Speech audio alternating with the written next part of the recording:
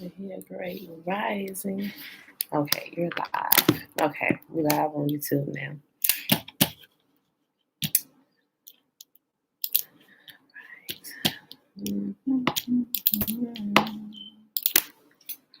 Okay, here's my pen.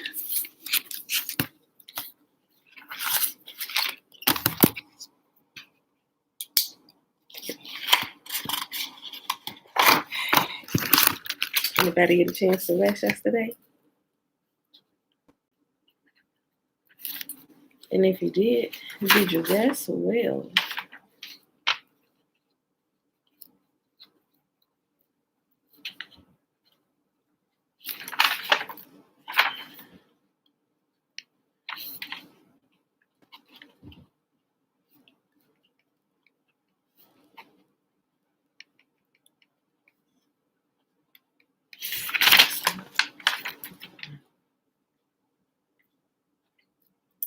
Okay. Oop, I put 59 on the page. 59. Okay, beautiful people. Arise and shine, for your light has come. It's time to awaken to the truth. The 12 Trina and Mother. No, not yet. Leisha watched it. She my sister Leisha. I know we got a couple of Leishas in here, but my sister Leisha finally watched it. Girl, she was like me. She texted me when by the time she got to episode 2, she was like, I ain't watching this crap. She said this is pissing me off already. Matter of fact, no, not her. One of the other sisters did too. I forget her name. But she be up here. But she said she couldn't get through number 2. Dana also said they got to number 2. And they couldn't watch it anymore. I'm not sure if any of the other ladies went back and they watched it any further. But Leisha, she made it through. I said, Leisha, I said, look, don't take it in chunks. I said, that's why it took such a long time explaining about it, right? Because this is going to thoroughly piss you off, right? Belinda Brown, shalom. Demi, shalom. I said, if you need to, just stop. But she kept on watching it. I told her, I said, once you get to episode 9 and 10, it's going to pull everything together for you, and you're going to begin to understand. Like, we clearly can see what's going on. But I'm talking about what they were experiencing mentally. Like, anytime they had something come out in the movie that they were experiencing mentally, you got the music amp up and it's like boom in your face, like scare you real quick. But it's all what they're picturing in their mind. So, but like I said, if you can hold on till you get to 10, just say shalom, brother, shalom. I said, if you can make it to 10, get to 10. Now, my mom, she watched, I don't know if she's here yet. Well, what happened was, she said, she debating. She said, I don't know. She watched the review by Benel Israel. Of course, she watched the one I did that day. We talked about it. We told everybody about it. So she said, okay, I'm gonna pull myself together mentally for this, And so what happened was, peaceful greetings, Uncle Nathaniel. She was starting it to watch in her room. She set her TV and everything, but then she decided she was gonna go into the living room. So she went into the living room, and when she cut it on, she didn't realize when she cut it on, it started at episode 10 for her, and she went through it. She was like, oh, wait a minute. And she thought it was starting off because of some of what Benel Israel was saying that was already happening. She was thinking that it started with like a preview of what was going to happen at the end. You know how some movies start, they show you a clip from the end, and at the very beginning, then it walked through everything. Then that same clip they showed you at the beginning, it begins to play out, and the rest of it, that's what she thought it was. And she watched it all the way through. I said, well, you must have needed to see 10 first, So I'm not sure yet. She said she was even just after 10, she said, that's all I'm watching today. She was like, I know the end of the matter, So, but she said she was gonna go back and watch it through. But I'm not sure. I didn't ask her again. Yeah, the ending ties it all together. So some of the ladies that come back in here and they still haven't gone back to it. I know you getting right mad, and rightfully so. That's like true history. But what they show in them don't even compare to what our people like experience really. Like although the series is it's a bit much. Imagine what was happening in real life. And that's just that ain't even the tip of the iceberg of what happened in real life. Like, what if they had added some of that stuff in there about them actually cutting our women's stomachs open, right, and taking the babies out?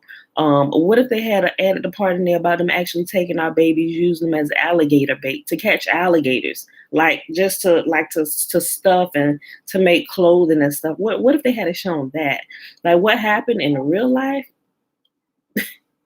This movie is a child's cartoon based on what happened to our people, like real time, real life. Although what they did show us, it's a good little, from some of the mental things they experienced because of the racism and the horrific things that they've done to us, not just in America, but all over the world. But they show you America because this is the sector they trying to entertain, right? Shalom, Mom. Shalom. Did you get a chance to go back and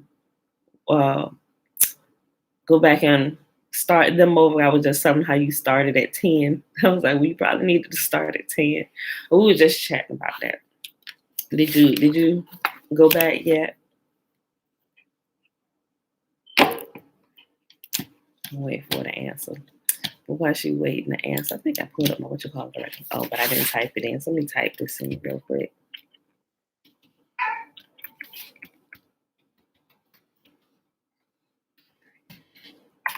Okay, got this ready. No, okay. She said no, not yet. Okay, yeah. We was just chatting about that. Shayla was asking, had anybody followed up yet on watching, if they had watched it. Yeah. I told a couple ladies they couldn't get past 2. So far as I know, Leisha, my sister Leisha, is the only one that's made it all the way through. Like I said, she was calling me and texting me the whole way through. Girl, like she was hot. So she started getting to 9 and 10. Now she getting all hyped. Like, yeah. Like, our people waking up. We ain't taking this no more, right? But okay. All right, y'all. So happy Tuesday. Happy Tuesday. Oh, I put up the wrong one. I'm supposed to get the Shema. Pulled up the blessing. Shema. Let me change this to Shema.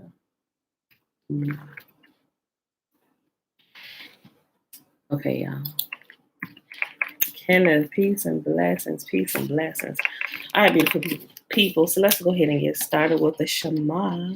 Hear, therefore, O Israel, and observe to do it, that it may be well with you, and that you may increase mightily, as Yahuwah, the God of our fathers, has promised us, in the land that flows with milk and honey. Hear, O Israel, Yahuwah, our God, He is one God. And you shall love Yahuwah your God with all your heart, with all your soul, and with all your might. And these words which I command you this day shall be in your heart. And you shall teach them diligently unto your children, and shall talk of them when you sit in your house, and when you walk by the way, and when you lie down, and when you rise up. And you shall bind them for a sign upon your hand, and they shall be as frontlets between your eyes. And you shall write them on the posts of your house and on your gates. And Yahuwah commanded us to do all these statutes, to fear Yahuwah our God for our good always, that He might preserve us alive as it is at this day. And it shall be our righteousness if we do all these commandments before Yahuwah our God, as He has commanded us. Remember, and you shall bind them for a sign upon your hand. Yahuwah's commands, He said, bind them as a sign upon your hand, right? Hand represent action, meaning carry out, do, be obedient to what I said, please. He said, they shall be as frontlets between your eyes. Not only that, but think on them, ponder on these, meditate on these, right? That you may make your way successful before you always. And you shall write them on the posts of your house and on your gates, meaning you are to teach your household and guide your household in the ways of Yah, right? And all those who come into your kingdom under your canopy, into your home, they should honor and respect Yahuwah as well, right? These are the rules of this house. You cannot obey, you got to go, right? So that's what Yahuwah means by that. All right, beautiful people. So that, the Shema, also you can hear it be called the Shema, but it's found in Deuteronomy chapter 6, and we started at 3. And we condensed the entire chapter, but it's always good to go read the entire chapter for yourself so you know all the good things that are there that come out of obedience to Yahuwah's instructions, right? All right, y'all. Who you binge watched it? You okay? Uncle Nathaniel said he binge watched the entire series yesterday. We'll chat about it. We'll wait for a few more people. We'll get some input on this. If y'all don't know what we're talking about, if you're just coming in, go back and watch the video that I did the other day. It's labeled Them, THEM. And at the beginning, we kind of talk about it. And I tell you why. It's not something that you just like. Some people like to do movies, they label it horror.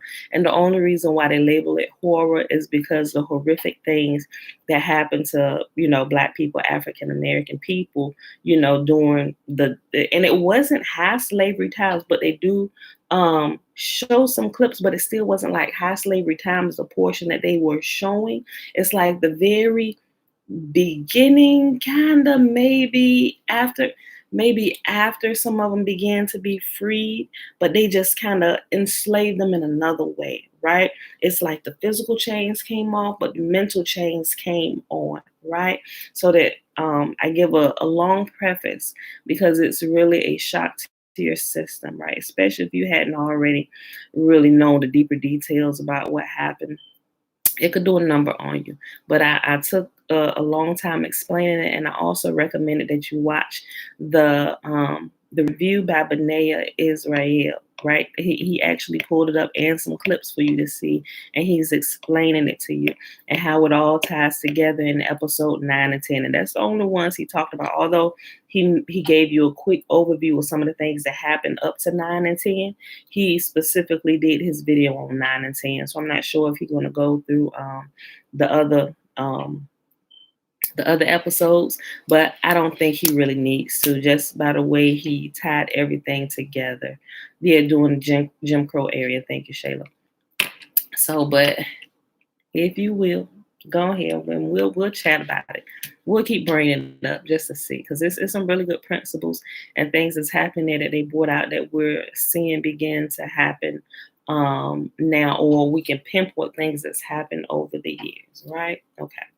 All right, y'all. So happy Tuesday. It is May the 11th, 2021, day 150 of year 3 of reading through the books of the law and the prophets, which has been improperly named as the Old Testament. Nothing about what Yahuwah said has ever been old. His words are always alive. They're, what do you call them? They're evergreen, right?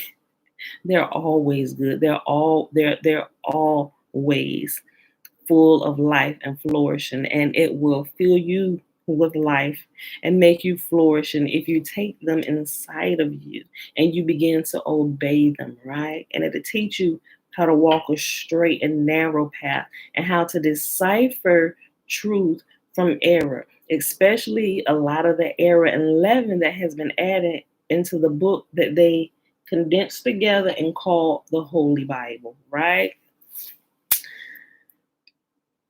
Let's go ahead and read our first chapter for the day, which is 2 Chronicles chapter 3. We're going all the way to 5, and then we're going to hop over and pick up where we left off at in Fossilized Customs on page 51. And I did mark out a couple things in there today that is 11. So 2 Chronicles chapter 3. So Solomon began to... Hold on. Before I get started, I'm going to take a sip of water. I'm sorry. I already feel my voice cracking. Okay, Alicia, yeah, shalom. I saw you come in a little while ago. I just forgot to say something. Okay, so Solomon began to build the temple of Yahuwah in Jerusalem on Mount Moriah, where Yahuwah had appeared to David, his father. The temple was built on the threshing floor of Aruna, the Jebusite, the site that David had selected. The construction began in mid-spring during the 4th year of Solomon's reign. These are the dimensions of Solomon These are the dimensions Solomon used for the foundation of the temple of Yahuwah using the old standard of measurement. It was 90 feet long and 30 feet wide. The entry room at the front of the temple was 30 feet wide, running across the entire width of the temple and 30 feet high. He overlaid the inside with pure gold. He paneled the main room of the temple with cypress wood, overlaid it with fine gold, and decorated with carvings of palm trees and chains. He decorated the walls of the temple with beautiful jewels and with gold from the land of Parvaim. He overlaid the beams, thresholds, walls, and doors throughout the temple with gold, and he carved figures of cherubim on the walls. He made the most holy place 30 feet wide, corresponding to the width of the temple, and 30 feet deep. He overlaid its interior with 23 tons of fine gold. The gold nails that were used weighed 20 ounces each. He also overlaid the walls of the upper rooms with gold. He made 2 figures shaped like cherubim, overlaid them with gold, and placed them in the most holy place. The total wingspan of the 2 cherubim standing side by side was 30 feet. One wing of the first figure was 7.5 feet long, and it touched the temple wall. The other wing, also 7.5 feet long, touched one of the wings of the second figure. In the same way, the second figure had one wing 7.5 feet long that touched the opposite wall. The other wing also had 7.5 feet long, touched the wingspan of the first figure. So the wingspan of the 2 cherubim side by side was 30 feet. They stood on their feet and faced out toward the main room of the temple. Across the entrance of the most holy place, he hung a curtain made of fine linen, decorated with blue, purple, and scarlet thread, and embroidered with figures of cherubim. For the front of the temple, he made 2 pillars that were 27 feet tall, each topped by a capital extending upward another 7.5 feet. He made a network of interwoven chains and used them to decorate the tops of the pillars. He also made 100 decorative pomegranates and attached them to the chains. Then he set up the 2 pillars at the entrance of the temple, one to the south of the entrance and the other to the north. He named the one on the south Jachin and the one on the north Boaz. All right, y'all, let's hop over to the next chapter, 2 Chronicles chapter 4. Solomon also made a bronze altar 30 feet long, 30 feet wide, and 15 feet high. Then he cast a great round basin 15 feet across from rim to rim called the sea. It was 7.5 feet deep and about 45 feet in circumference. It was encircled just below its rim by 2 rows of figures that resembled oxen. There were about 6 oxen per foot all the way around, and they were cast as part of the basin. The sea, or the sea, S-E-A, the sea was placed on a base of 12 bronze oxen, all facing outward. And if y'all didn't know, the Vatican or Rome also has a holy see, but they don't spell it. It's a play on words with them, right? They don't spell it S-E-A like the ocean sea. They spell it sea like I see you, S-E-E. And I thought that was weird. Okay. The sea was placed on a base of 12 bronze oxen, all facing outward. 3 faced north, 3 faced west, 3 faced south, and 3 faced east, and the sea rested on them. The walls of the sea were about 3 inches thick, and its rim flared out like a cup and resembled a water lily blossom. It could hold about 16,500 gallons of water. He also made 10 smaller basins for washing the utensils for the burnt offerings. He set 5 on the south side and 5 on the north, but the priests washed themselves in the sea. Then he cast 10 gold lampstands according to the specifications that had been given, and he put them in the temple. 5 were placed against the south wall, and 5 were placed against the north wall. He also built 10 tables and placed them in the temple. 5 along the south wall, and 5 along the north wall. Then he molded 100 gold basins. He then built a courtyard for the priests and also the large outer courtyard. He made doors for the courtyard entrances and overlaid them with bronze. The great bronze basin called the Sea was placed near the southeast corner of the temple. Huram Abi also made the necessary wash basins, shovels, and bowls. So at last, Huram Abi completed everything King Solomon had assigned him to make for the temple of Yahuwah. The 2 pillars, the 2 bowl-shaped capitals on top of the pillars, the 2 networks of interwoven chains that decorated the capitals, the 400 pomegranates that hung from the chains on the capitals, 2 rows of pomegranates for each of the chain networks that decorated the capitals on top of the pillars, the water carts holding the basins, the sea and the 12 oxen under it, the ash buckets, the shovels, the meat hooks, and all the related articles. Huram Abi made all these things of burnished bronze for the temple of Yahuwah, just as King Solomon had directed. The king had them cast in clay molds in the Jordan Valley between Succoth and Zarethan. Solomon used such great quantities of bronze that its weight could not be determined. Solomon also made all the furnishings for the temple of Yahuwah, the gold altar, the tables for the bread of the presence, the lampstands and their lamps of solid gold to burn in front of the most holy place as prescribed, the flower decorations, lamps and tongs, all of purest gold, the lamp snuffers, bowls, ladles, and incense burners, all of solid gold, the door for the entrances to the most holy place, and the main room of the temple overlaid with gold. Last chapter for the day, y'all, before we hop over to Fossilized Customs, 2 Chronicles chapter 5. So Solomon finished all his work on the temple of Yahuwah. Then he brought all the gifts his father David had dedicated, the silver, the gold, and the various articles, and he stored them in the treasuries of the temple of Yahuwah. Solomon then summoned to Jerusalem the elders of Israel and all the heads of the tribes, the leaders of the ancestral families of Israel. They were to bring the Ark of Yahuwah's covenant to the temple from its location in the city of David, also known as Zion. So all the men of Israel assembled before the king at the annual festival of shelters, which is held in early autumn. And we also know the name for Festival of Shelters is Sukkot, or Festival of Booths, or Festival of Tents, right? Also, Shelters, Booths, Tents, Festival of Tabernacles. That's when we camp out for a week, right? And it's representing how when Yahuwah brought his people out of the real live slavery the first time at Egypt, and they camped in the wilderness around Yahuwah, right? Around his presence, right? He set everybody up. He said, I want Judah here.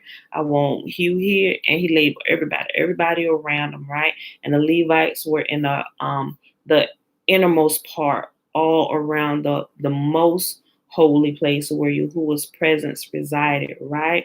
And they tabernacled with Daddy, right?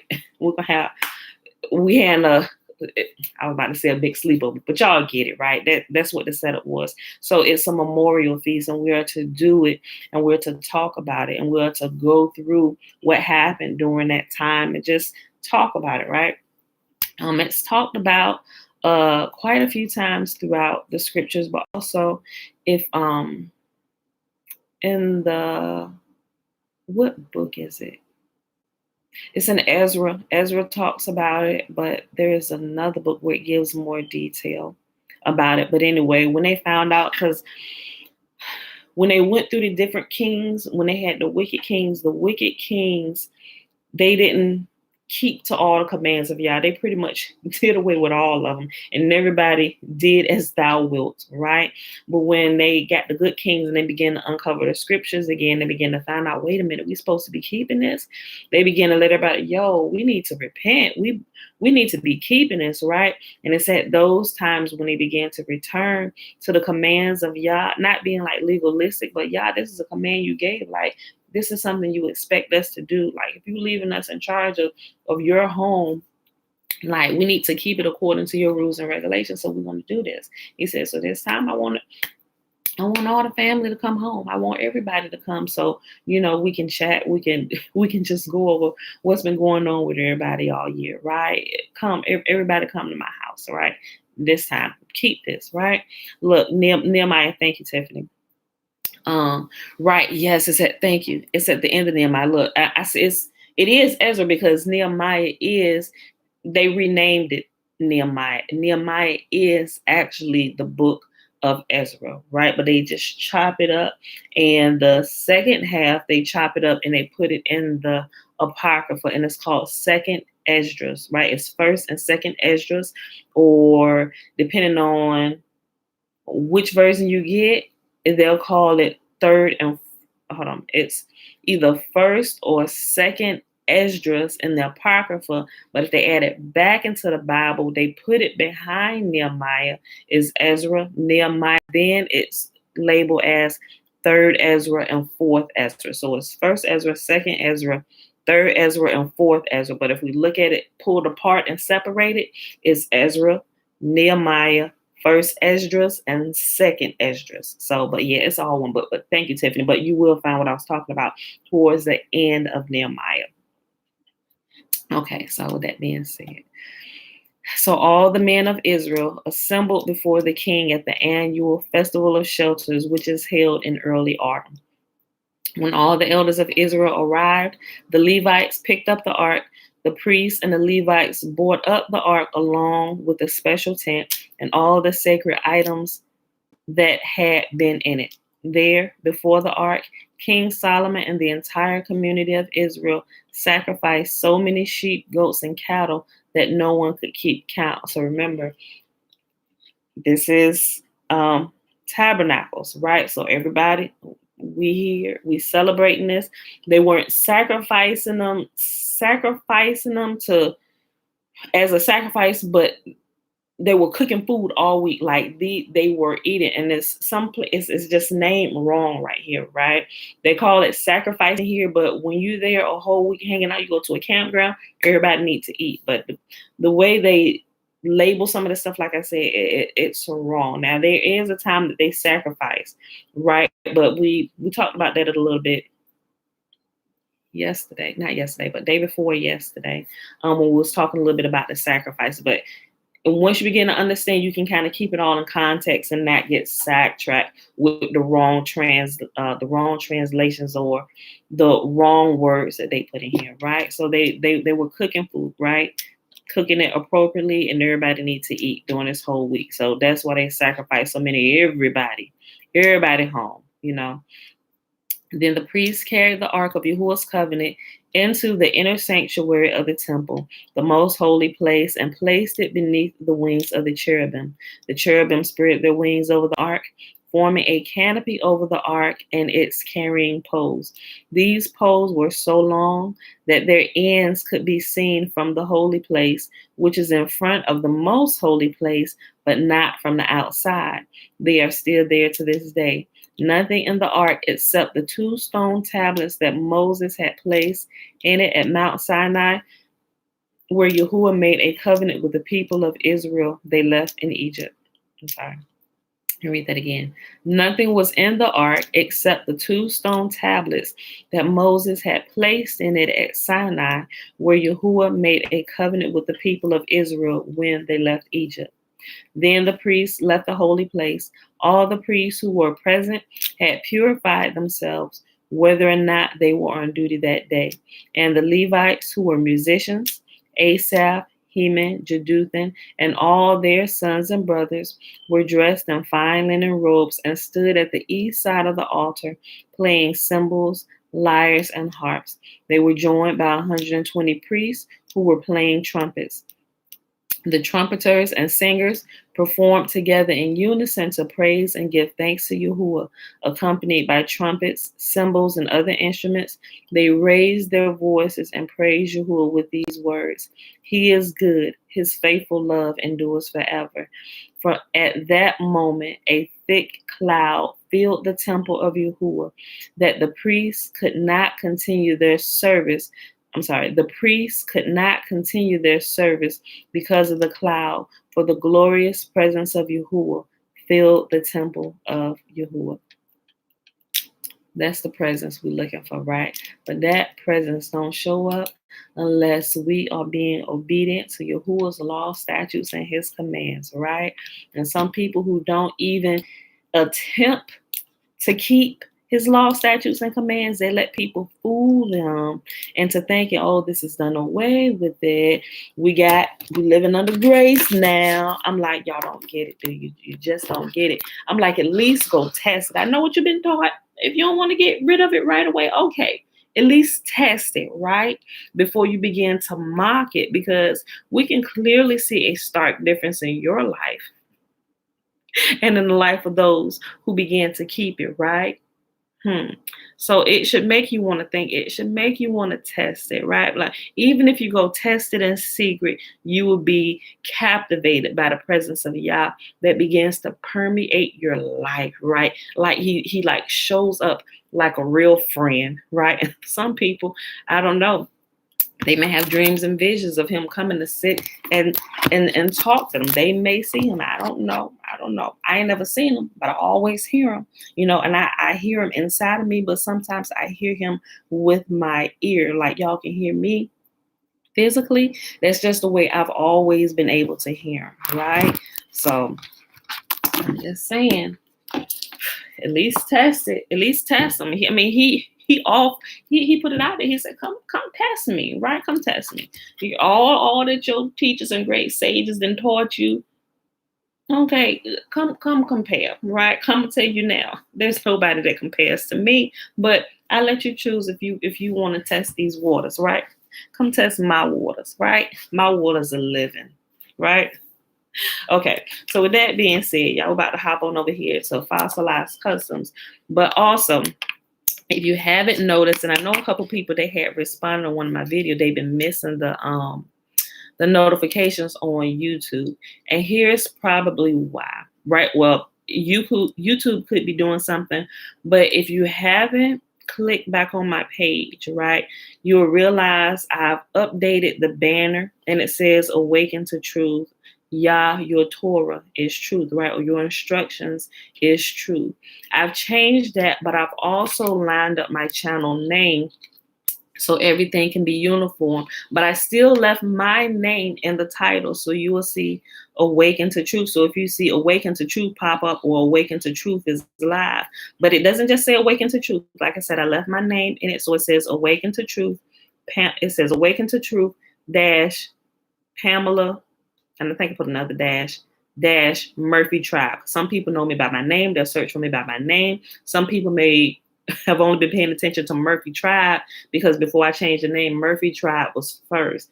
Then it was Pamela Murphy. But for the sake of people trying to find me that may not recognize the Awaken to Truth is live, they may just see that, oh, was that, and haven't caught on to it yet. So I wanted to say it just in case. So if you see me, anytime we go live, I post something, it'll say Awaken to Truth, but it will have my name, Pamela, just my first name, but I still put my last name in there by just using the Murphy Tribe. So Awaken to Truth, Pamela, Murphy Tribe, right? So if anybody looking for me, they'll be able to find me that way. But like I said, I want to kind of keep everything uniform, and even the email, it's awakentotruthtoday@gmail.com. So that way, just in case you didn't know. But I know a couple people were having problems because they didn't realize that, and then they just saw Awaken to Truth and they didn't look at my name that came behind it. So just in case. All right, y'all. We stopped on page 51. So like I said, I crossed out one thing right here. We may not get over here where I crossed out this other little portion. But like I said, I'm gonna go through and I'm crossing out 11 where it's still a little bit of mixology and stuff added in. That way we don't have to spend so much time going over it. But I think the last few days of us reading through it, every time we got to some of the 11 where things was still being mixed, he does a good job with bringing out a lot of the doctrines that have infiltrated the church and that they have just merged together and people think it's a part of what we're supposed to be doing. He did a good job with that, but the whole blood sacrifice, the human blood sacrifice, he didn't do so good with that one, right? Because there's still, even if they didn't know any of the other stuff, still pushing the blood doctrine is too much. It's too much. And we can't have it. We can't have it, right? Because some people don't even know a lot of stuff. All they know is the blood sacrifice doctrine or the human blood sacrifice doctrine. And that's the big one. And Yahuwah said, nope, absolutely not. And they think Yahuwah has offered a blood sacrifice for their sins. And he said this will never happen. If we don't know what Yahuwah has said himself, we don't realize it when we get to the level. Like my father said, this was abominable. Why are we reading this? Who wrote this garbage, right? So that's what immediately should come up, because this goes against the rules of my daddy's house. No, that is not my daddy speaking. Absolutely not. And you'll notice they give him 2 lines in a New Testament. That's it. But through all the rest of it, everybody else talking, right? That tells me right off we need to hold all y'all against the fire of what my father has said supposed to happen. You not lining up, and you not lining up, and you not lining up. So ain't listen to nothing you saying, because you're not lining up with him. And anybody that comes in his name need to say the same thing he said. And you all are not, right? And so we got to call that out, right? Okay. So page 51. And the last portion we stopped at was at the end of this first paragraph where it ends. Oh, how I love your Torah. I meditate on it all day long. Your commands make me wiser than my enemies. And that's found in Psalms 119:97. Oh, I'm sorry. No, we didn't.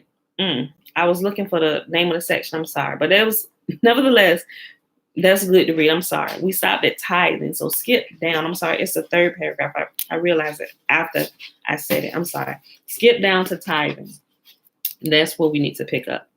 Clean and undefiled piousness before Elohim and the Father is this. Remember, Elohim is the proper pronunciation of Elohim, right? Remember, there is no E in Hebrew. So when they say this, he's doing his best to restore the original words in Elohim, which means mighty one, right? He's doing his best to keep everything in its the proper way you pronounce it and everything, okay? Clean and undefiled piousness before the Elohim and Father is this: to visit orphans and widows in their affliction and to keep oneself unstained from the world. John 1:27. No, I'm sorry. No, I'm sorry. That's not John. It says Jacob. This is James. James 1:27. There were no needy persons among them. From time to time, those who owned lands or houses sold them, brought the money from the sales and put it at the apostles' feet, and it was distributed to anyone as he had need. Acts 4:34 and 35. Acts chapter 4, verses 34 and 35. Okay. Tithing is the area exploited by the predators, and in parentheses he has wolves, which 2 Peter chapter 2 calls false teachers. They are engaged in religion or tradition and teach it. He said they would establish a precedent of plundering the flock and introduce destructive heresies is lies, with cunning seduction. Many will follow their shameful ways and will bring the way of truth or the Torah into disrepute. In their greed, these teachers will exploit you with the stories they have made up. Clearly, that is the truth, and we can see it. We can see a lot of it all through the New Testament, y'all. Many will follow their shameful ways and will bring the way of truth, Torah, into disrepute. In their greed, these teachers will exploit you with the stories they have made up. You must read the whole context. He even goes on to say, it would have been better for them not to have known the way of righteousness or the way of Torah than to have known it and then turn their backs on the Kodesh command that was passed on to them. Kodesh means set apart, right? You hear people say the Holy Spirit, but Yahuwah calls it my set apart spirit, or you hear Hebrew speaking people say the Ruach HaKodesh. It simply means the set apart spirit. We set ourselves apart from all the world, right? Because we different. We Yah's kids. We his boys and girls, his men and women, his sons and daughters. Of them, the proverb is true. Hold on, let me just go back. It would have been better for them not to have known the way of righteousness or Torah than to have known it and then turn their backs on the Kodesh or the set apart command that was passed on to them. Of them, the proverbs are true. A dog returns to its vomit, and a pig that is washed goes back to her wallowing in the mud. One of the stories they have made up is how we must tithe to spread the gospel and to provide a comfortable setting, a building in which to study and help others worship and come to salvation. This is programming. Tithe is mentioned at Leviticus 27 and 30, Leviticus chapter 27 and 30, Numbers chapter 18, verse 26, Deuteronomy chapter 12, verse 17, and Deuteronomy chapter 14, verse 22. Hey, now, that's in what they call the Old Testament. They changed the 10 Commandments, but tithing is not legalistic to them at all. Like, has anybody ever thought about that? Like, there's always done away when you ain't got to worry about that, but we're going to cherry pick. We need to keep tithing because that's how we're going to keep padding our pockets. We need it for the building fund. Oh, it's pastor's appreciation. Oh, we got this coming up. We need this for this service. Oh, you got to give to this. Look, we decided we want to bless these people. Like everything, right? And then when you get whiff of their shenanigans and you stop giving your money, now they want to put a curse. They try to use Deuteronomy 28 to put a curse on you. But now, not only are they cherry picking, now they're misappropriating scriptures and taking out of context. And those who are not familiar with it, they get taken by it. And now you're giving your whole paycheck, and your light's about to be cut off at your house. You know, your rent is due, and they about to come take your car. But oh, Father gonna bless me if I give it to the church. Look, what is this? I ain't gonna say it's the stupidest crap I ever heard. I'm telling you, every time I see an idol, I'm going to tear it down. I'm going to burn it to ashes. I'm going to stomp on it.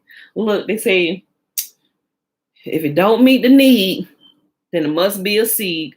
No, this seed belongs to my landlord. Otherwise, we're going to be on the streets, right? So you got people giving their money to the church house, to rogue pastors and people who Yahuwah has not set in place. They just seen that working in the church or in religion is very profitable, right? And they make their living off of people's ignorance, because that's what it is. If you're stuck in any of them, they're making their living off of your ignorance, right?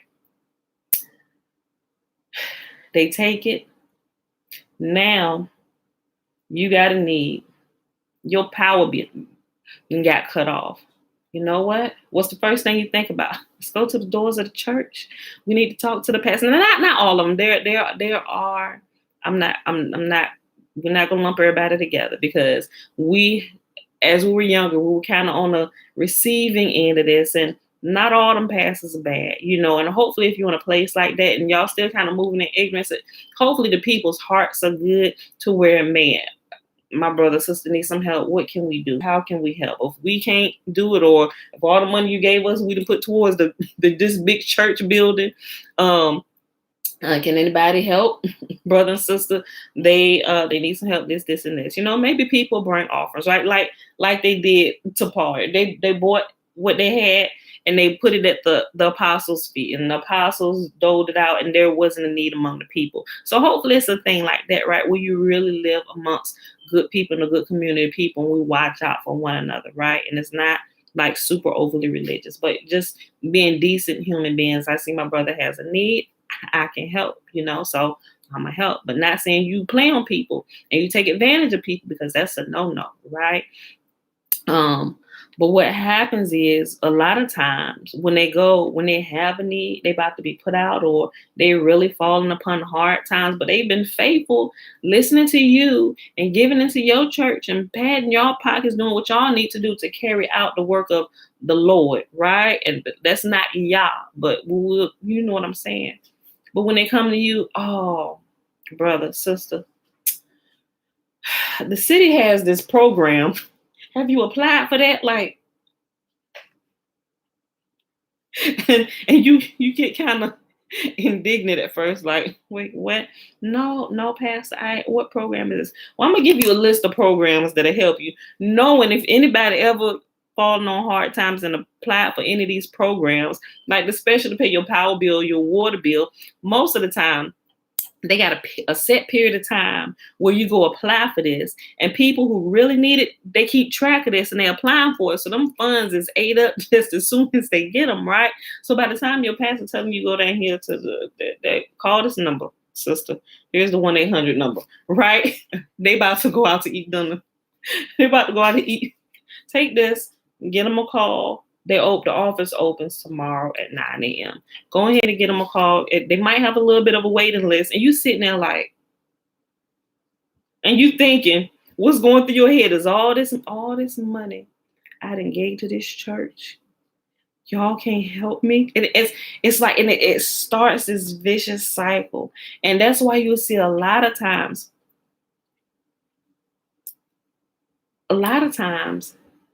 And I ain't gonna say this everywhere because it just depends on who's there, right? That's why a lot of times you don't see a lot of men coming to the church, right? Men is like, I ain't going for this foolishness, right?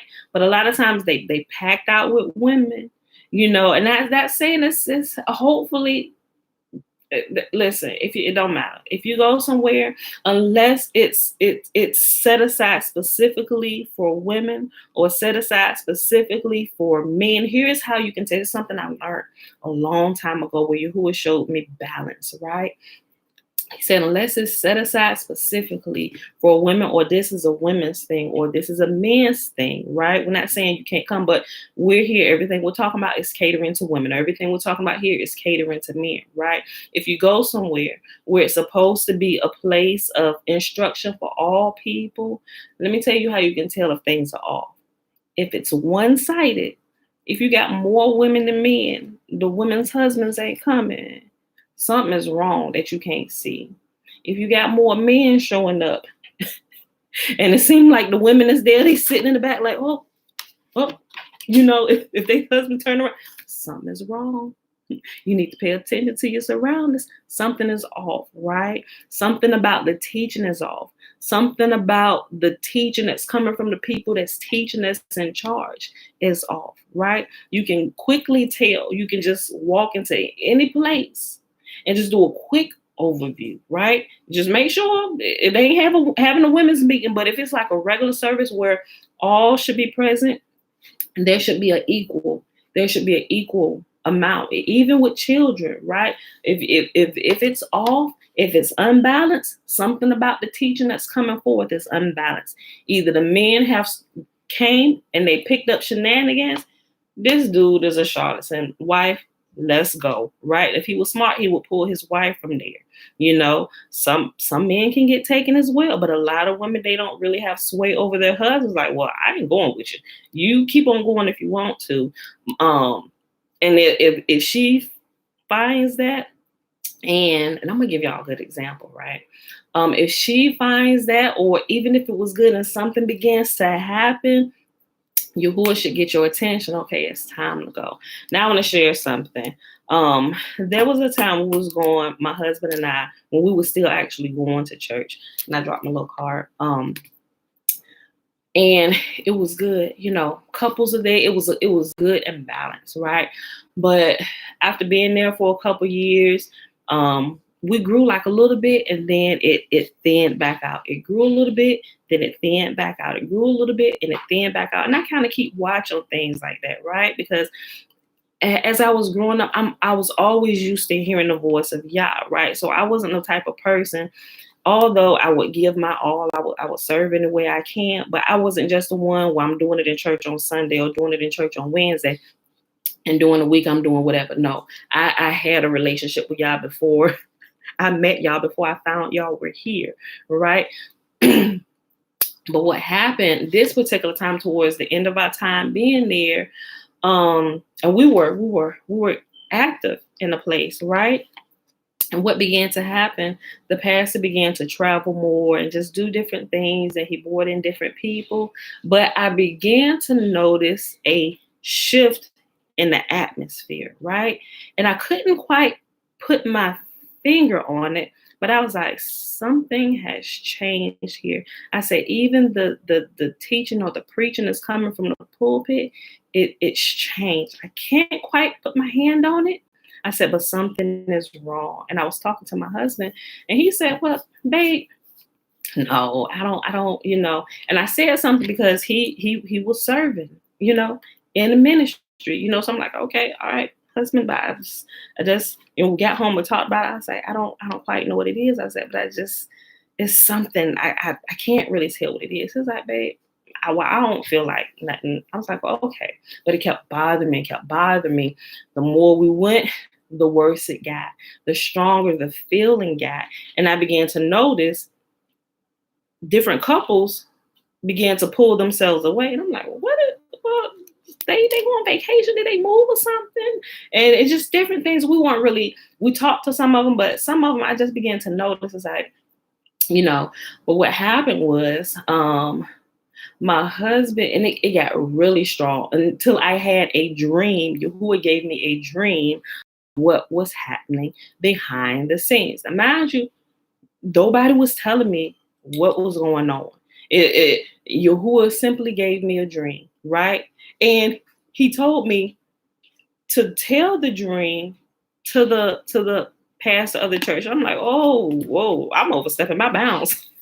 It's like, I can't go tell, that. So what I did, because I clearly knew it was y'all. So I wrote it out, put it in a letter. And I'm just like, I love these people. I say, I cannot say these words. I cannot, I was like, because who's little old me? Because I don't really know what's going on. All I know is what you just told me. Now, I trust you. If you say this is going on, then you got to fix it. But you want me to take it there? I'm like, oh, how about, can I just write it in a letter? I wrote it in a letter. Because I just like, how, like, I'm a woman, you a man, your wife, you didn't say go to his wife, you said take it direct. I was like, Father, I'm proud military. That seemed like this kind of overstepping bounds for me. I'm gonna be obedient. I was like, well, I'm gonna do it in a way, write this out. I'm gonna just write the dream how I had it. I was like, and if this is how I say, then they're gonna know it when I get it. So I did all that. So I gave that, that was that. But the whole point of saying this was about how even when you're at a place and it begins to get off balance, if you have a relationship with Yah and you're in constant communication with him, he'll alert you about things and he'll tell you when it's time to go. Okay, you've gotten all that you need to get from here. It's time to move on. Sometimes people like to go to churches or whatever until they come into the truth. They go to a church for all their life, and this we hear because our family went here. We hear like, nope, Yahuwah likes to grow. You have different teachers throughout life, right? Excuse me, just like you progress through grades, different teachers can teach you and they can accelerate your growth, right, as you grow, right? There are certain teachers that you need on the elementary level, and there are certain teachers that you need as you grow and expand your thinking. Now we need to do a little bit of algebra. We need to get you thinking critically, and that's what doing algebra doing. Although most people never use algebra a day in their life unless they get into the construction field, they become engineers and stuff. But even then, when you choose to take up that specific niche or an industry, you got to go through school again. So now you're doing like specialized training, right? So what happened, I'm going to make this real quick. What happened was I was like, babe, I say, I feel this. I don't really know. I ain't saying we need to go. I said, but something I'm thinking Yahuwah is telling us like we need to go. He said, well, he ain't told me that. I'm like, okay. And when he said that, I'm like, okay, Father. So maybe it's me. Maybe I'm tripping. Maybe I'm getting a rebellion. Maybe a message coming from the pulpit that I don't want to hear. So let me check myself. And that's what I began to do. I'm like, okay, am I in rebellion?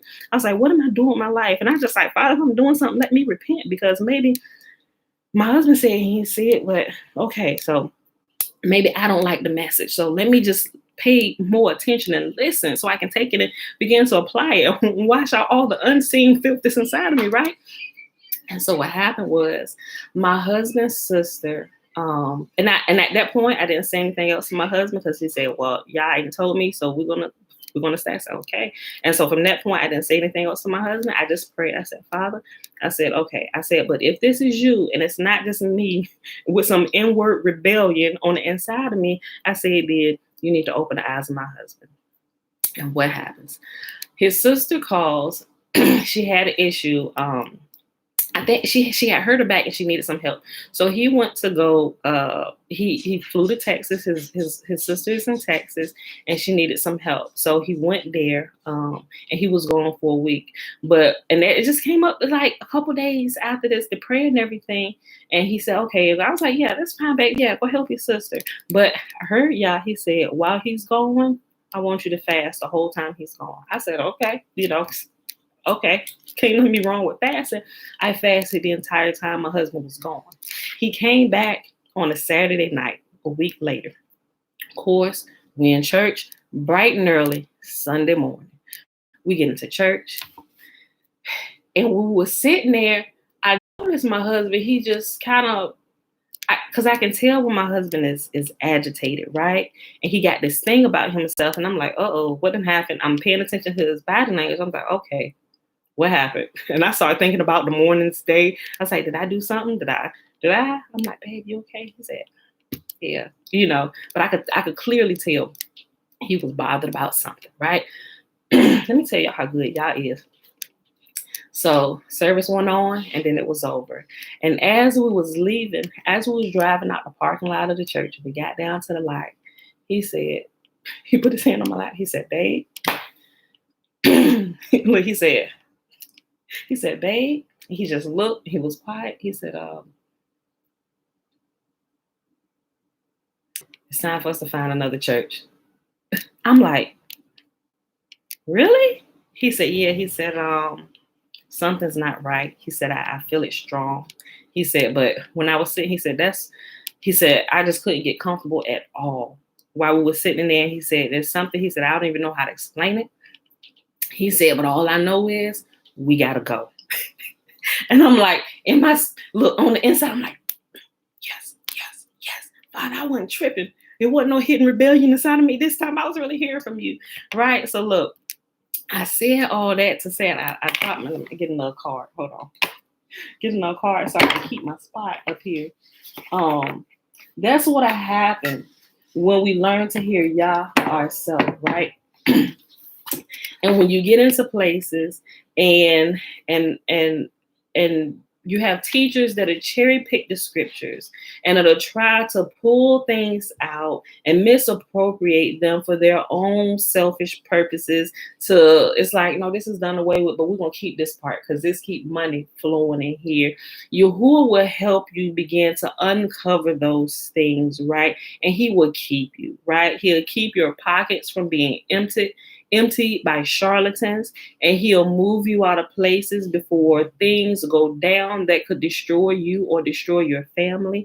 And as I begin to grow more, I can see all through my life how Yahuwah has done that for me and my family. Whether if I was still living in my mother, my father's house, I could still see the workings of Yah moving us from place to place. And I always know why, because when we get out of place for a period of time and we go back, we see what happened. Like, "Oh my gosh, what happened over there?" Or just in the nick of time, or somebody who was at a place come back and tell us, "Hey, did y'all know this happened?" What happened? Like all of this stuff. I'm like, "Father, you are so faithful to us," right? And even if you are still steeped in a bunch of religion, if you still are a part of a church, when you have a separate relationship with Yahuwah, aside from just the Sunday and Wednesday, when you're away from everybody else, and in your private life, you are still seeking after him and growing, he keeps you from all these things until he brings you to a point where he can uncover some things. He will show you why he moved you, right? Because all the time he don't need to give you all the details. He said, "I just need you to go," right? He'll give the command, you just do it, and a lot of times he explains it down the line, right? And so I have never found that to be more true since we've turned back to keeping Yahuwah's law, statutes, and commands, right? And there's nothing back here that cannot be kept.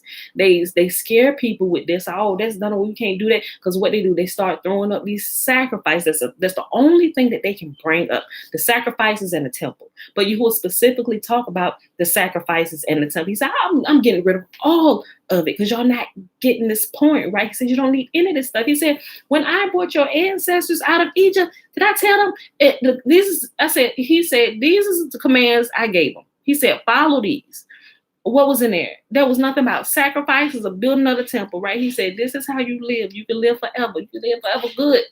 He said, you honor me and you honor your neighbor, right? There were 10 commands and all the other rules and regulations that he gave once they got into the wilderness.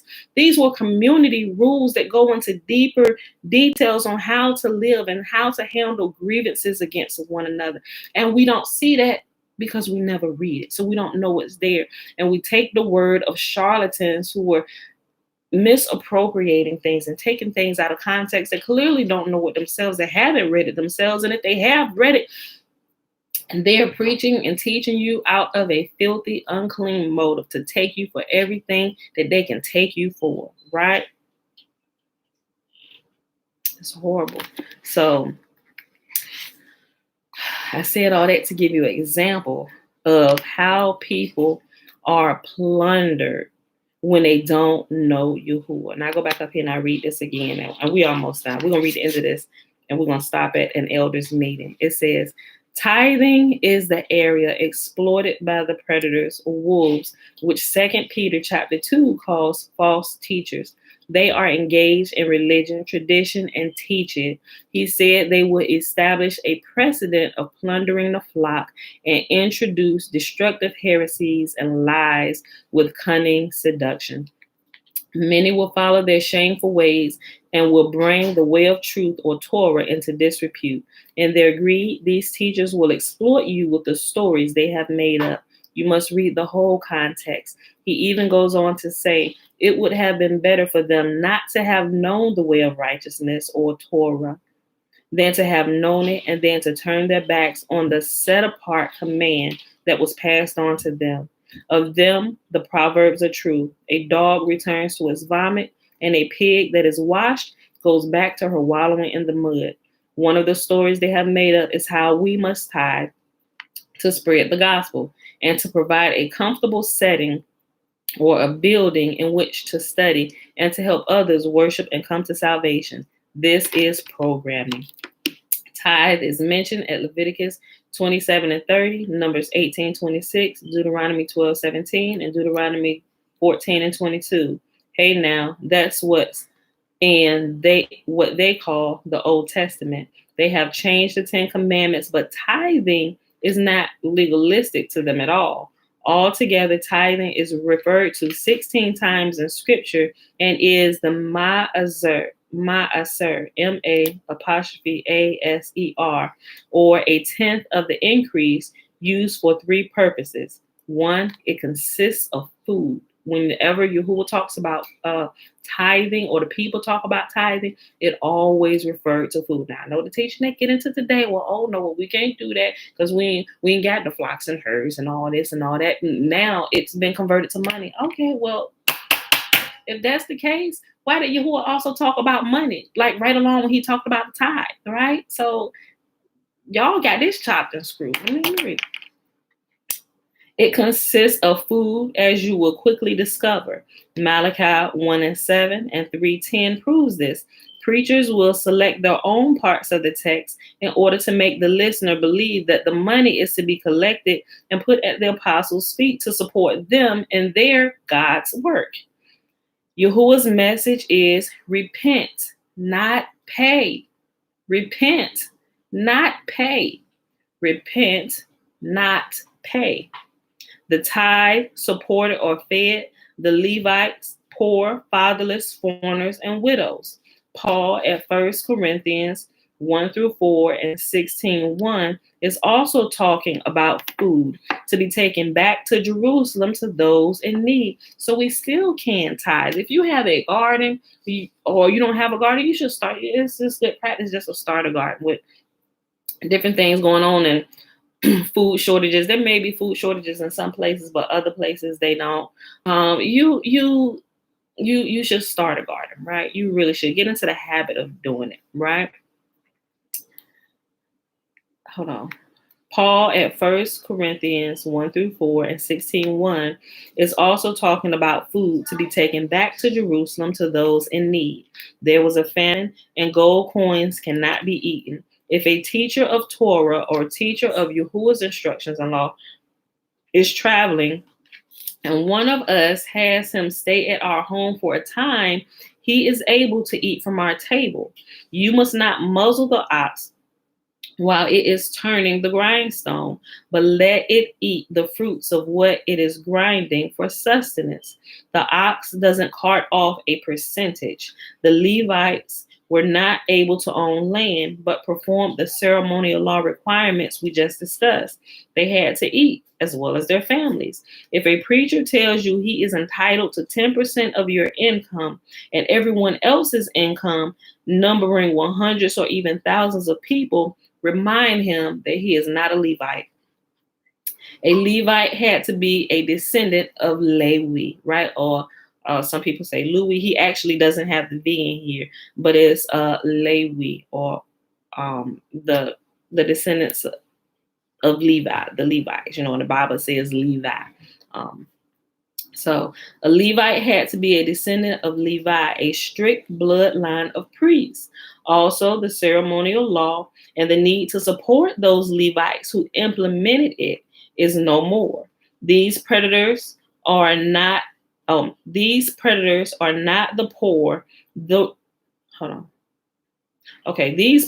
are not the poor through some physical defect. They are not children without a father to support them.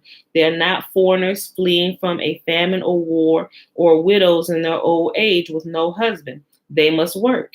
Paul did, even though he traveled about. And that is where we are going to end today, beautiful people. So I hope y'all enjoyed the reading today. We read, we only got through one page. We started on page 51, but we only made page 52, and it's literally like, if you put them together, it's really like one whole page. Probably because I did my extra stories added in, but I hope that was able to help some of my personal experiences. hope it helped you understand it, because a lot of times we'll read, excuse me, and if we don't have personal experiences, or if we're not able to kind of bring our personal experiences up to see how this, I see how this principle works. You know, sometimes it's just like we'll read. It's like, I got nothing out of that, right? You know, so that's why I like to add stories, at least the stories where I clearly know where Yahuwah has helped me. He's pointed me back to something like, look, this is what I was talking about here. Remember this? Boom, boom, boom. I was like, oh, snap. I didn't even see that principle working behind the scenes. Thank you. Thank you, Father. Yeah. I'd be so excited, y'all. Okay. So, y'all, we read 2 Chronicles 3, 4, and 5, and then we read Fossilized Customs, pages 51 to 52. It is Tuesday, May the 11th, 2021, day 150 of year 3 of reading through the books of the Law and Prophets, and of the 3-year consecutive day count, day 819, that is without the Sabbath days or the feast days, Sabbath days added into the count. And when you hear me say year 3, for those people that are new, we read this over every year, right? So this is our 3rd time together, reading it through together. Like I was doing it before we started doing it together, but I figured, you know what, people might need a study buddy, you know, so let's do this, right? People might need a study buddy. Because sometimes I know a couple people, they say, I just can't sit and read the Bible like that. I said, you ain't got to sit it. Just take 15 minutes. So now they got it where you can listen to it, play in your ear. You got different voices, different versions. Take your pick. You know, I know some people's like, I can't even listen to it unless you. I'm like, well, look, first of all, don't get too connected to me. I said, because I'm human, my G. I might make a mistake. Not that I'm looking to make mistakes, but clearly, if y'all been here with me for these last 3 years, or even the last year, y'all see that I made some mistakes. But the thing about me, once I realize it or somebody pointed out, I was like, oh, guys, I need to make a correction. I screwed something up, because I ain't trying to lead nobody astray. We all learning together. I don't know. I clearly don't know it all. I'm like fresh coming out the womb. But there are people who know way more than I do, and I know that, and I give props where props is due, right? And I will send y'all to places where people clearly know more than me and have done more research and study, which is why I made them playlists on my YouTube page.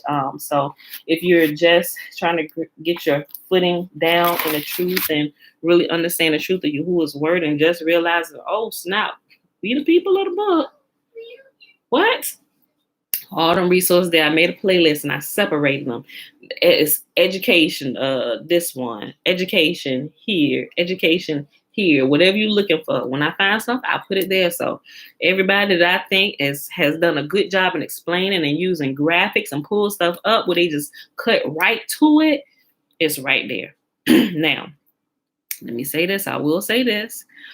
Like I say, everybody's at a different point, and some people, they still holding on to the blood sacrifice. It's like it's almost like the last thing to go, because it's like, well, this is all we, and they don't realize that Yahuwah said, I don't require blood sacrifice. But that sounds like blasphemy.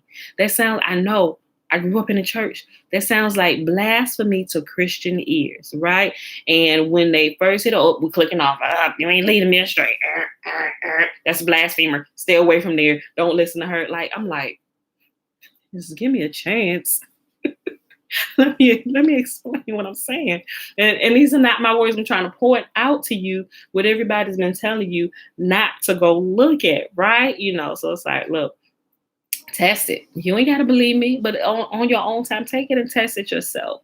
Test it. Weigh what you've learned from your great teachers and sages. And not everything is there. Don't get me wrong. I say it all the time. Don't throw out the baby with the bathwater. Not everybody bad. There's a lot of people in ignorance, but some principles they got right. They teach it good. Good principles to live by, right?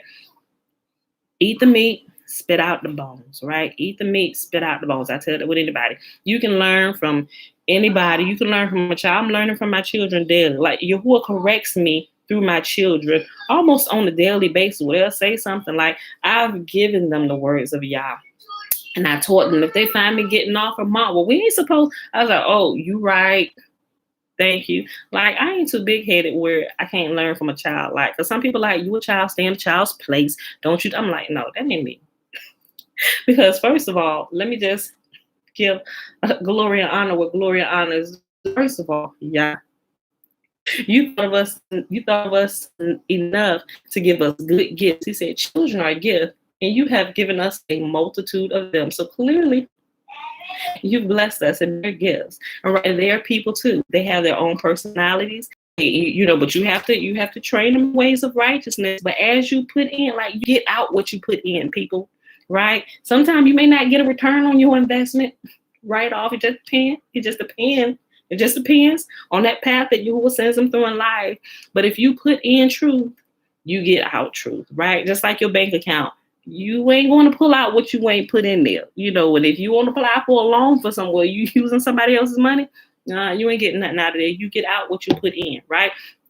And hopefully what you putting your money into, it'll return a good investment, right? So Yahuwah has given us gifts that will also give us an excellent return on our investment, right? Imagine teaching your children truth from the time they're little people, they're little human beings, right? And as they grow in truth, and they get stronger and stronger. It's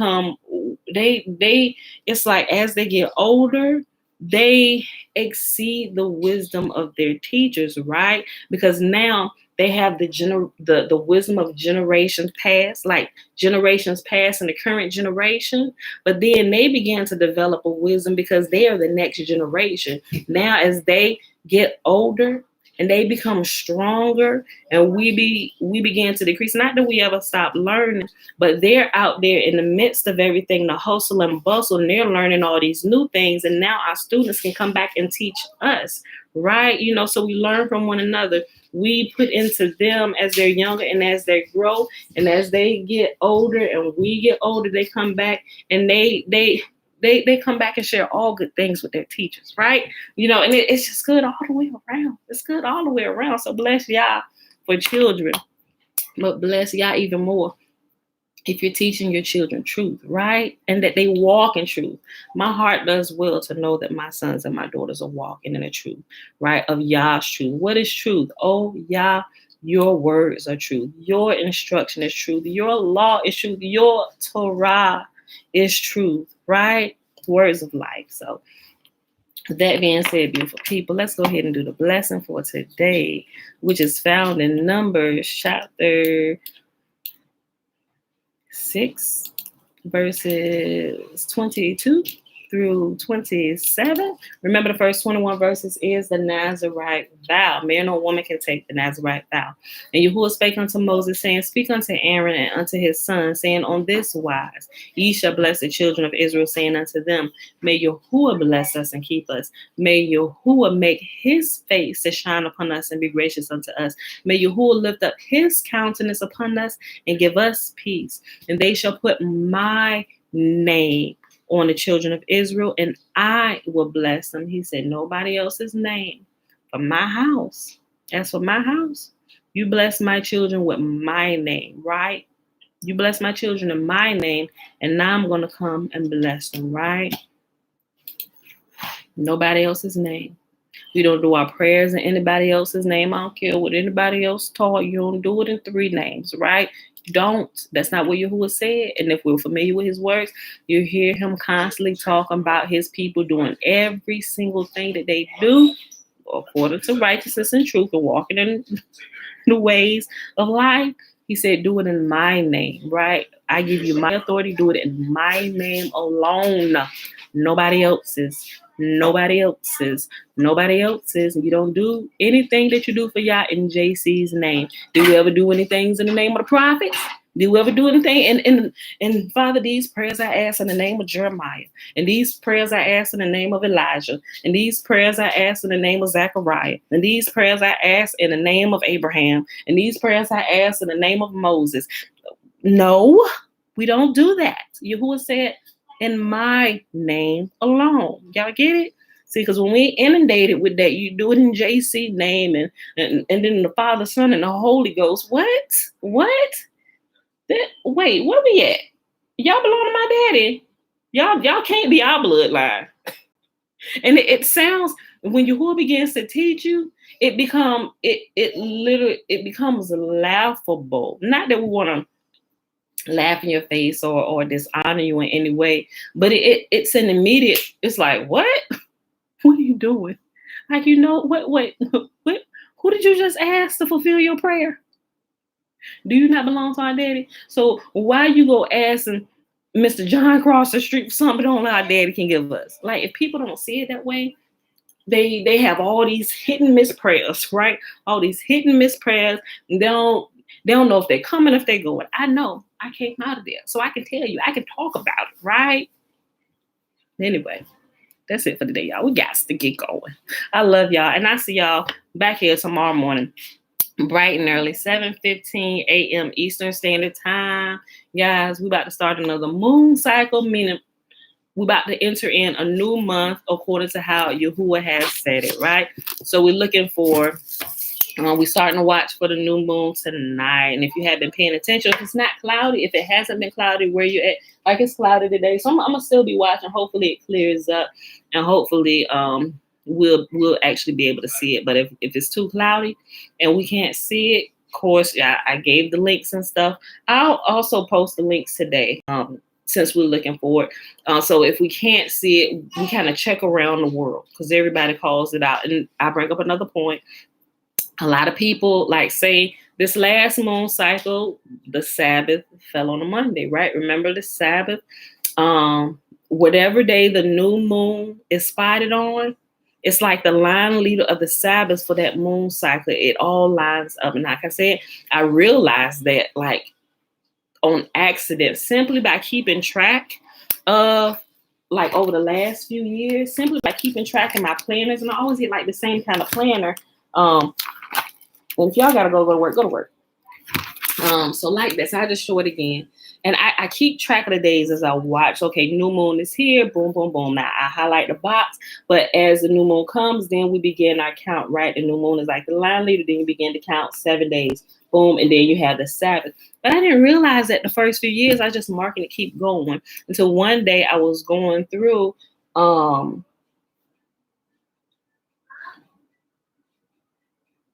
this red truck that keeps circling through here.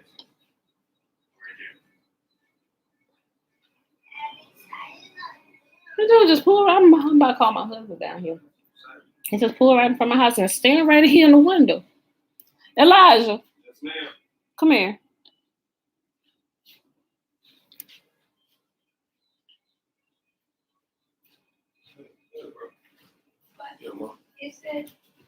This guy, see what he wants.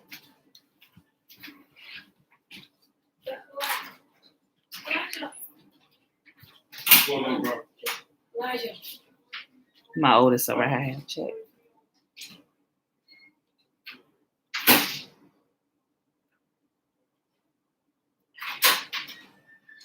Well, where 4301 at? Oh, next door, Miss Lynn. That's what we looking for. To the right? Yeah, right here on the corner. Hey, bro. 4301 right here on the corner. Yes. Yes. Yeah. Looking suspect through here. Got Morning Glory upstairs. Those who know me know who Morning Glory is. Because if I had to pull her out in the morning, you're going to wake up in glory.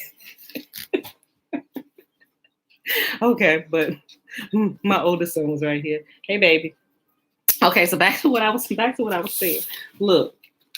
Okay, so what I realized over the years, over the last few years, I went back through the months of the data, and I realized every time we had a new moon, that as we did the count, and I was just marking. I'll say mindlessly marking, not mindlessly, but just marking it, but not paying attention to my data till late last year. Well, I ain't gonna say late last. Okay. Well, here it's crazy how it happened. Well, yeah, late last year when I actually started going through it, I began to notice the pattern. But Yahuwah had already been telling me it's here, here, here. But I'm like, well, okay, well, if you say it, then okay. So I'm like, okay. So I began to keep it that way. But then it was like, go look through your stuff, girl. Go look through your stuff. Look at what you done marked up. And I'm like, oh, snap. And I realized what Yahuwah said. I was like, you ain't never lied to me. You ain't never lied to me. And I began to realize that and I went through pulled out my books, and I realized that my book was highlighted up. And every time there was a new moon, the Sabbath for that new moon phase, it fell like right on the same day. So if the new moon fell on a Wednesday, the Sabbaths also for that moon cycle fell on a Wednesday. So we can see here that the previous moon cycle, the April's moon cycle, it fell on a Monday, right?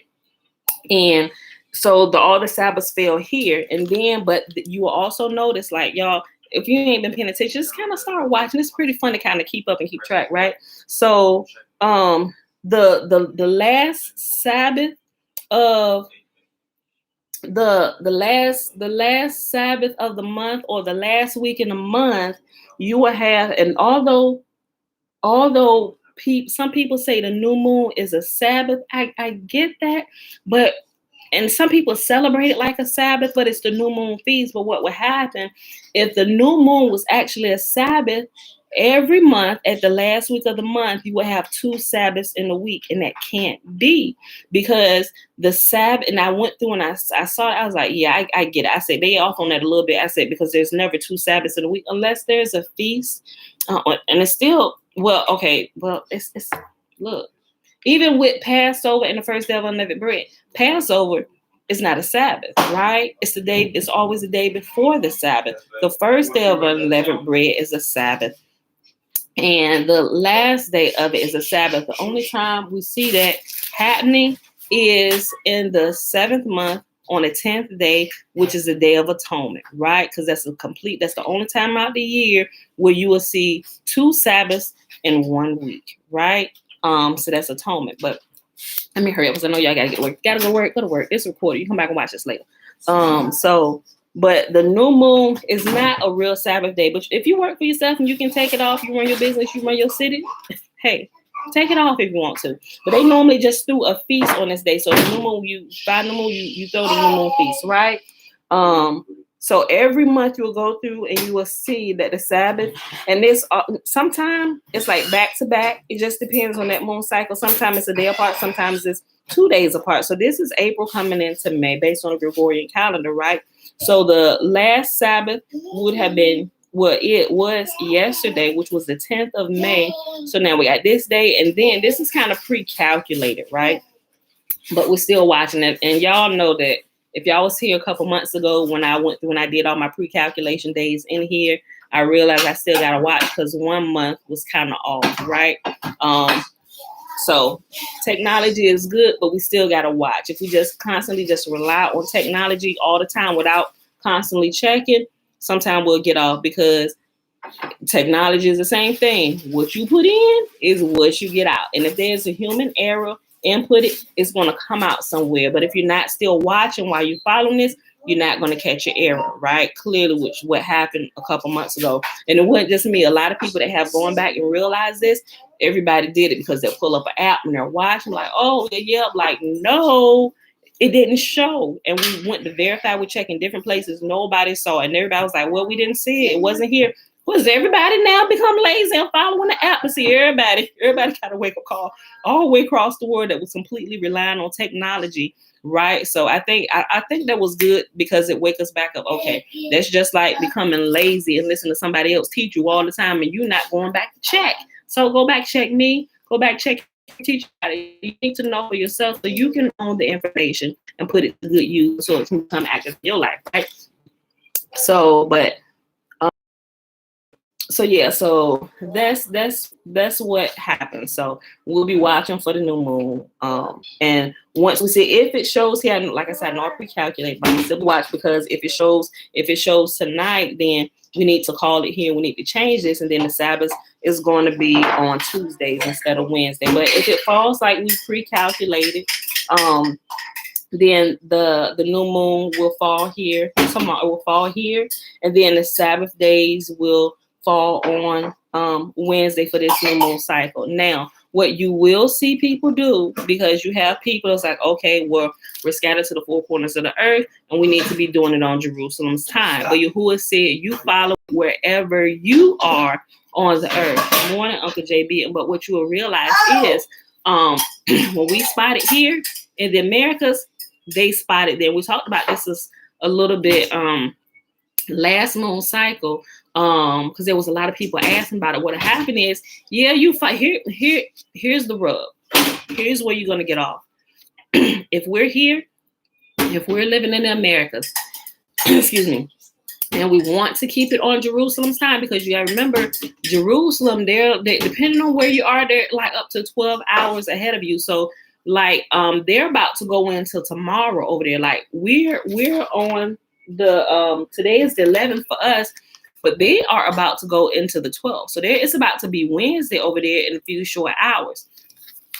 Now, when we spot the new moon, they also spot it. It's not multiple moons. Like we ain't gonna see a moon over here and they gonna see a moon over there. We're all gonna spot it at the same time, but they're gonna spot it in their time zone, and we're gonna spot it in our time zone. But as we look at it, it's all gonna line up appropriately. So that's why Yahuwah said you celebrate it wherever you are. If you are in America and you're celebrating it on Jerusalem's time, oh, it's the 12th.